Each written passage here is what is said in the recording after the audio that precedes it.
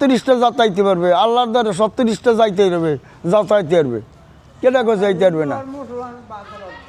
এরকম কোনো কথা নাই যে হিন্দুরা আইতে পারবে না। হিন্দু মুসলমান 37টা। এ জায়গায় আসিল জঙ্গল, জঙ্গল থাকনে জঙ্গল তাহলে 12জন আউলিয়া ছিল তখন আগা বাখেরকার আমলে থাহনে তখন ওই আগা বাখেরকার মেদা ফেদা যাই কইছে যে 12জন আউলি আইছে, ওখানে কেরা আইছে ল্যাংলা, তা 12 কয় হাগ আইছে কয়রা উলঙ্গ। বাংলার দক্ষিণাঞ্চল নদী আর খালের এক অপূর্ব জালিকা, যেখানে প্রকৃতি, ইতিহাস আর আধ্যাত্মিকতা মিলেমিশে তৈরি করেছে এক অনন্য জগৎ। আজ আমরা যাত্রা করেছি প্রাচ্যের ভেনিস বরিশাল থেকে এক রহস্যময় আধ্যাত্মিক স্থানের দিকে, 12 আউলিয়ার দরবার। দর্শক, আমরা এখন দাঁড়িয়ে আছি ভালুকাটির গাবখান সেতুর উপরে। নিচে বয়ে চলেছে এক বিস্ময়কর খাল, যা প্রাকৃতিক নয়, মানুষের তৈরি। বাংলাদেশের সুয়েজ খাল নামে পরিচিত এই গাবখান খাল 1918 সালে ব্রিটিশদের উদ্যোগে খনন করা হয়। এই খাল যুক্ত করেছে পিরোজপুরের সন্ধ্যা নদী ও ঝালুকাঠির সুগন্ধা নদীকে। আর এর উপর নির্মিত হয়েছে বাংলাদেশের উচ্চতম সেতু গাবখান সেতু, যা 2002 সালে চীন বাংলাদেশের মৈত্রীর প্রতীক হিসেবে দাঁড়িয়ে আছে। এই সেতুর উপর দাঁড়িয়ে নিচের গাছগুলোকে মনে হয় ক্ষুদ্র, আর প্রকৃতি যেন এক বিশাল ক্যানভাস। এই অঞ্চলটি একসময় পরিচিতি ছিল চন্দ্রদ্বীপ বা বাকলা নামে। 1797 সালে ব্রিটিশ শাসনে এটি বাখেরগঞ্জ নামে পরিচিত হয়, আর 1801 সালে প্রশাসনিক কেন্দ্র স্থানান্তরের পর ধীরে ধীরে এটি হয়ে ওঠে বরিশাল। ব্যবসা বাণিজ্য, নদীপথ আর সংস্কৃতির বিকাশে বরিশাল পেয়েছে এক বিশেষ নাম, প্রাচ্যের ভেনিস। পিরোজপুর জেলা সদর থেকে আমরা যাত্রা শুরু করেছি। গন্তব্য বাকেরগঞ্জ উপজেলার আউলিয়াপুর গ্রামের 12 আউলিয়ার দরবারে। ঝালকাঠি পেরিয়ে গাবখান সেতুর সৌন্দর্য উপভোগ করে আমরা এগিয়ে চলেছি বরিশালের দিকে। বরিশাল শহরের প্রাণকেন্দ্র রূপাতলী বাস স্ট্যান্ড থেকে ডান দিকে এগোলেই চোখে পড়ে কীর্তনখোলা নদী। দপদপিয়া সেতু পার হওয়ার পর সামনে ভেসে ওঠে একটি গেট, যেখানে লেখা প্রাচ্যের ভেনিস বরিশাল। এই শহর একসময় দক্ষিণ বাংলার বাণিজ্যের কেন্দ্র ছিল। আজও এর ইতিহাস ও সংস্কৃতি মানুষের জীবনে জড়িয়ে আছে গভীরভাবে। সেতু পার হয়ে চোখে পড়ে নির্মাণাধীন অডিটোরিয়াম, আর একটু সামনে বরিশাল বিশ্ববিদ্যালয়, যেন জ্ঞানের এক আলোকবর্তিকা হয়ে দাঁড়িয়ে আছে। বরিশাল থেকে প্রায় 15 কিলোমিটার পথ পাড়ি দিলে বাকেরগঞ্জ উপজেলার কাছে চোখে পড়ে একটি গ্রামীণ রাস্তা, যা নিয়ে যায় আউলিয়াপুর গ্রামের দিকে। পাশে একটি ছোট স্কুল, আউলিয়াপুর সরকারি প্রাথমিক বিদ্যালয়, আর তার ঠিক পাশেই আমাদের কাঙ্ক্ষিত গন্তব্য। এটি এমন একটি স্থান যেখানে প্রবেশ করতেই গাছ ছমছম করে ওঠে, চারদিকে পাকুর গাছের ঘন ছায়া, আর মাঝখানে লুকিয়ে আছে শতাব্দীর প্রাচীন এক রহস্য।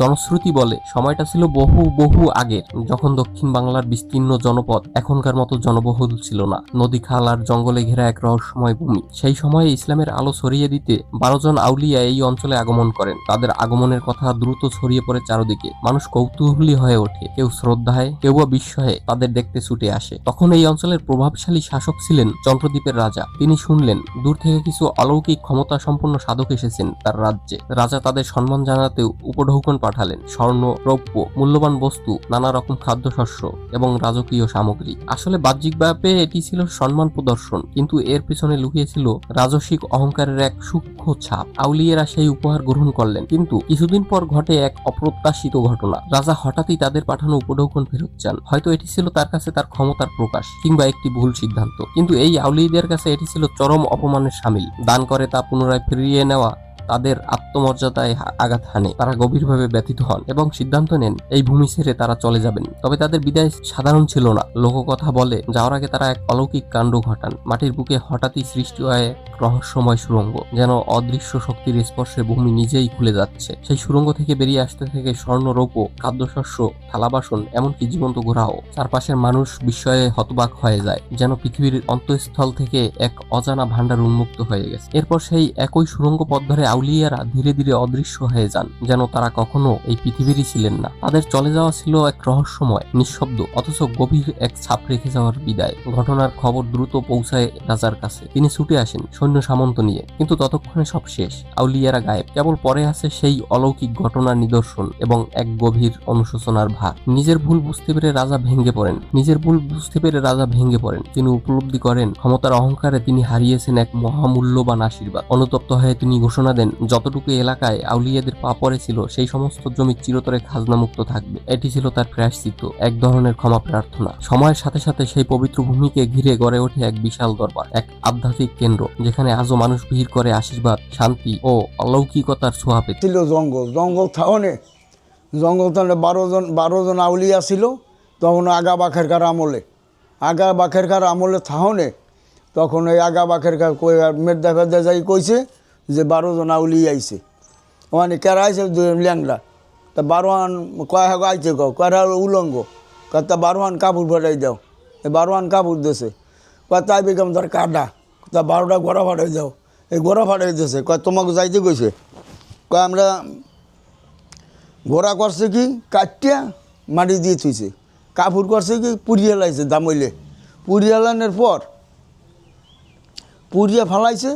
আবার রাজা কাহে আগুনে পুড়িয়ে লাইছে, ঘোড়া কাটিয়ে লাইছে। কতাল আমার কাপড় চাও আর ঘোড়া চাও। মাটি বসায় বাড়ি দিয়েছে, ঘোড়া লাভ দিয়ে খারাইছে। আর আগুন বসায় বাড়ি দিয়েছে, আর আশা দিয়ে আবার কাপড় চায় 12 পাশে পড়ছে। এই লই যখন হাঁক দিয়েছে এবার হাঁক দিয়েছে বাড়ি এই জায়গায় সরুং, ওই হাঁক দিয়েছে বাড়ি সরুং হয়ে গেছে। বাড়ি ওই সরুং দিয়ে তারা চলে গেছে। তারা কি নিয়ে গেছে? এরা ওই হাঁক দিয়ে নিয়েছে, এমনই কিছু নেই ওই হাঁক দিয়ে ডাববে গেছে। না শুনতে মানে আমরা মৌখিকভাবে যেটা শুনি যে তারা নাকি অনেক স্বর্ণ, এমনকি জীবন্ত ঘোড়া তাও নিয়ে গেছে। না, জীবন্ত ঘোড়া রাজারে ফিরিয়ে দিয়ে গেছে, জীবন্ত ঘোড়া রাজারে ফিরিয়ে দিয়ে গেছে। কাপড়ও রাজার ফিরেছে, কামুক রাজার দেশে আর থাকা যাইবে না। এই করে হাঁক দিয়েছে ডাববে গেছে। সেই সুড়ঙ্গটা কোথায়? সুড়ঙ্গটা এই যে মাজার করছে না, হ্যাঁ। এই একজনের দেয় সে মাজার করে দিয়ে এই অনুমতে মাজার করতে ডাকিয়ে গেছে। এটা করে দিয়েছে কে তাহলে? হ্যাঁ, আবার এই ছিল এক দুধ ডালে এই যে গর্তে একটু দুধ দিয়ে যাইতে, দুধ আবার ওই পুষ্কুনিতে যাইতে। এটা আপনি দেখছেন? না, এটা দুধ দিতে আমরা এখনো দুধ দেয়। এখানে দেয়, কিন্তু এখানে যে সুড়ঙ্গ ছিল তাতে যে দুধ দেয় সেটা কি? হ্যাঁ, এটা দুধ এখনো দেয়। ওই দুধ যাইয়া ওইটা যাই পড়তে আগে দেখতে, এই যে চাললে ওকুল যাই পড়তে এতে মানুষের দেখতে। মানে পিছনে পুকুর আছে? হ্যাঁ, ওই পাশে পুষ্কুনি আছে, ওই যে পুকুরটার নাম দুধের পুষ্কুনি। দুধের পুষ্কুনি। ওই পুষ্কুনিতে যাইয়া সেই যে সুড়ঙ্গ যা থেকে তারা বিলীন হয়ে গেছে, সেই সুড়ঙ্গ কোন জায়গায়? এইটার মাঝখানে। এটা মাঝখানে? আসেন, এদিকে আসেন, এইটার মাঝখানে ছিল। এটা এই যে মাজারটা কত কবে করা হয়েছে? বাগানে মোরা এরকম কোনো লিখিত নাই যে এই ধারায় বা এত শোনে হয়েছে, এরকম কোনো বই পুস্তক নাই। এর বই পুস্তক নাই? না। সঠিক ইতিহাস কেউ বলতে পারবে না? সঠিক কত শত বছর আগে হয়েছে কেউ বলতে পারবে না। মনে হয় যে 1000-এর উপরে হইবে। কিংবদন্তি আর ইতিহাসের মাঝামাঝি দাঁড়িয়ে থাকা এই গল্প আজও মানুষের মনে প্রশ্ন জাগায়। আউলিয়ারা কি সত্যিই অলৌকিক ছিলেন, নাকি এটি সময়ের সাথে গড়ে ওঠা বিশ্বাসের এক অনন্য প্রতিচ্ছবি? এই কাহিনী শুধু একটি ঘটনার বিবরণ নয়, এটি মানবিক অহংকার, অনুশোচনা এবং আধ্যাত্মিক শক্তির এক গভীর প্রতীক, যা যুগের পর যুগ ধরে মানুষের মুখে বেঁচে আছে। এই 12 আউলিয়ার দরবার শুধু একটি ধর্মীয় স্থান নয়, এটি এক অসাম্প্রদায়িক চেতনার প্রতীক। একই প্রাঙ্গণে মুসলমানরা নামাজ আদায় করেন আর হিন্দুরা পূজা দেন। এই প্রাঙ্গণে রয়েছে মাজার এবং বিশাল শিবলিঙ্গ সাদৃশ্য পাথর। এটি ভগবান শিবের এক অনন্য নিদর্শন। ধারণা করা হয় এই পাথরটি ভগবান শিব স্বয়ং নিজেই রেখে গিয়েছেন। নবদম্পতিরা এখানে সিঁদুর ও সরিষার তেল দেন, কেউ দুধ ঢালেন ভক্তি ভরে, কেউ শিবরাত্রির উপবাস থেকে এখানে এসে ভক্তি ভরে এই শিবলিঙ্গের উপর জল ও দুধ ঢালেন। তবে একটা বিষয় নিশ্চিত, সকলের ভক্তি ও শ্রদ্ধার কোনো ঘাটতি থাকে না এখানে। এই যে সিঁদুর দিয়েছে, ফুল দেয়। এইটা তো হিন্দুদের শিবলিঙ্গ হিসেবে। হ্যাঁ, শিবলিঙ্গ। এটা তো মাজার, এখানে হিন্দুরাও কি আসে? হ্যাঁ, 37টা যাতাইতে পারবে, আল্লাহর দ্বারা 37টা যাইতে পারবে, কেটা করে যাইতে পারবে না। এরকম কোনো কথা নাই যে হিন্দুরা আইতে পারবে না। হিন্দু মুসলমান 37টা। এখানে তারা পূজা দেয়? হ্যাঁ, দেয়। আবার পাশে নামাজও পড়ে? কোনো সাম্প্রতিক না, কোনো নামাজের সময় নামাজ পড়ে আর হিন্দুর সময় হিন্দুরা আসে। যে এই যে শিবলিঙ্গটা, জি, এটা নাকি নদীতে ভাসতে ভাসতে এখানে আসছে, এই বিষয়ে আপনি কি? না, এটা শিবে লই যাইতেছে। তখন নেওয়ার পরে শিব তলায় তখন 3টা এনে বাসে চরিয়ালাইতেছে, এইটা আনিয়া এই শিবলিঙ্গ নামে পরিচিত। এনে পান দেয়, সুবরি দেয়, টাকা দেয়, সিন্নি দেয়, এটা আনছি কি- হিন্দুরা মিষ্টি দেয়। এটা কিভাবে আনছে এখানে? এটা তো সরে কোনো হিন্দু ওই হাতে দিয়ে টানিয়ে আনছে, 3 আনছে। একটা কাছারি বেরি 2 আর এই এনে আছে একটা, এই 3 শিবলিঙ্গ নামে পরিচিত। হিন্দুরা পুজো আচারা করে, এটা এই কোনো বাধা বিন্দু নেই এই জায়গায়। নবদম্পতিরা বিয়ের পর এখানে এসে পুজো দেয় নাকি? হ্যাঁ, বিয়ে হইলে, বিয়ে শাদি হইলেও আসে এই জায়গায়। মিষ্টি দেবে, পান দেবে, সুবরি দেবে, টাকা দেবে। পাকুর গাছের ডালে ও শিকড়ে বাঁধা অসংখ্য কাপড়, পলিথিন যেন মানুষের আশা আকাঙ্ক্ষার প্রতীক। লোকজন বিশ্বাস করেন এখানে মানত করলে মনের ইচ্ছা পূরণ হয়, আর ইচ্ছা পূরণ হলে সেই বাঁধন খুলে ফেলতে হয় নিজের হাতে।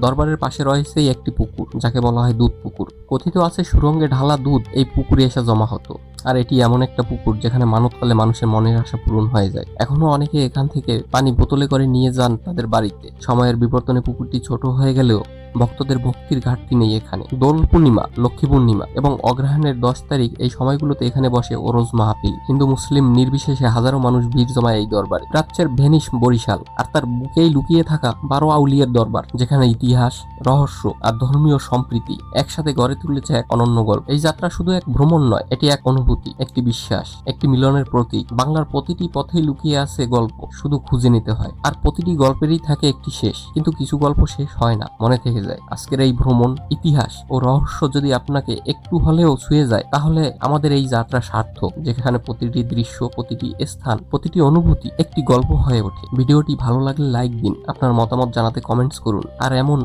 আরো গল্পময় ভ্রমণের জন্য গল্পগ্রাফি চ্যানেলটি সাবস্ক্রাইব করে পাশে থাকুন। পরবর্তী গল্পে আবার দেখা হবে, ততক্ষণ পর্যন্ত ভালো থাকুন, গল্পের সাথে থাকুন। Golpography, every place has a story.